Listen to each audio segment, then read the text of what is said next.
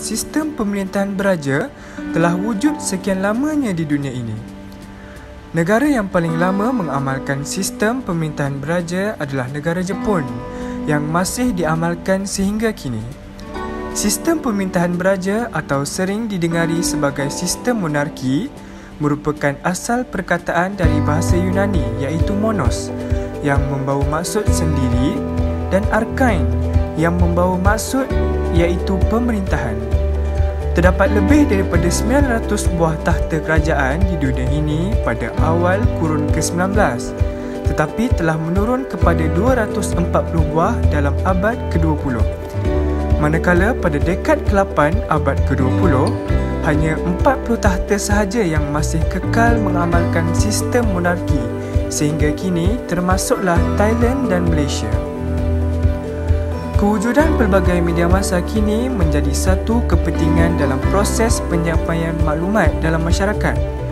Kutukan dan cemuhan terhadap sistem beraja kini menjadi isu yang hangat di negara Thailand.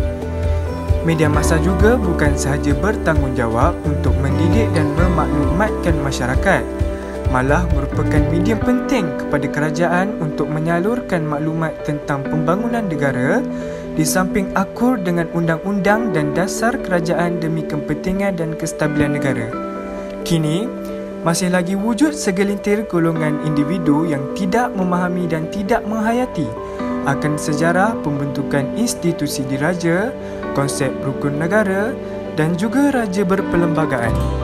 Mereka ini juga antara golongan yang ingin memburukkan tentang institusi raja atas dasar tidak puas hati. Malah ada di antara mereka menggunakan perkataan-perkataan yang kesat dan menjijikkan ke atas raja dan sultan yang secara terang-terangan merupakan antara salah satu perbuatan yang langsung tidak mencerminkan kepribadian seorang rakyat. Seterusnya, institusi beraja dan sistem beraja yang diamalkan adalah amat penting kerana institusi beraja ini merupakan sebuah kedaulatan tertinggi bagi sesebuah negara. Seterusnya, pengaturan tentang kepentingan raja kepada rakyat dari segi sosial, politik dan ekonomi adalah amat penting untuk difahami agar tidak berlakunya salah faham dan tanggapan negatif terhadap sistem beraja.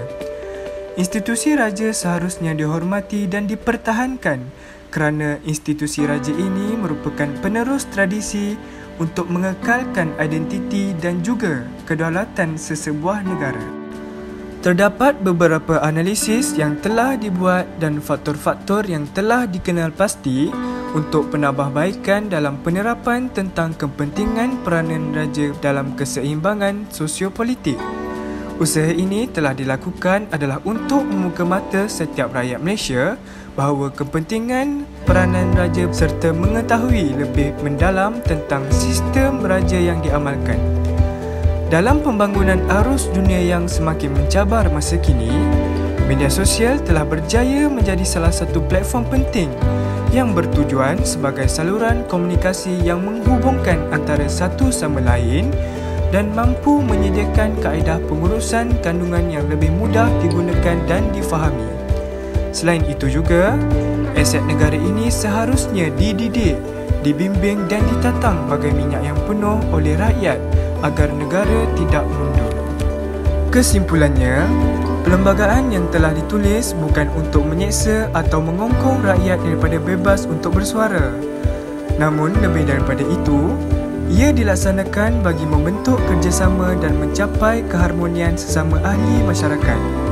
Bayangkan sesebuah negara yang tidak mempunyai undang-undang dan sistem raja berperlembagaan tidak diwujudkan, maka akan berlaku pergolakan yang teruk sehingga berlakunya rusuhan. Sistem beraja juga akan terancam sehingga rakyat berani menggugut bunuh raja dan pembunuhan sesama sendiri. Kita sebagai rakyat haruslah bertanggungjawab untuk mengekalkan keamanan ini dan mengetahui tentang kepentingan raja agar rakyat lebih mengetahui dan berlapang dada dengan sistem beraja yang termaktub dalam sistem perlembagaan bagi setiap negara. Ini kerana apa yang dinikmati pada hari ini adalah hasil pengorbanan para prajurit pada masa lepas.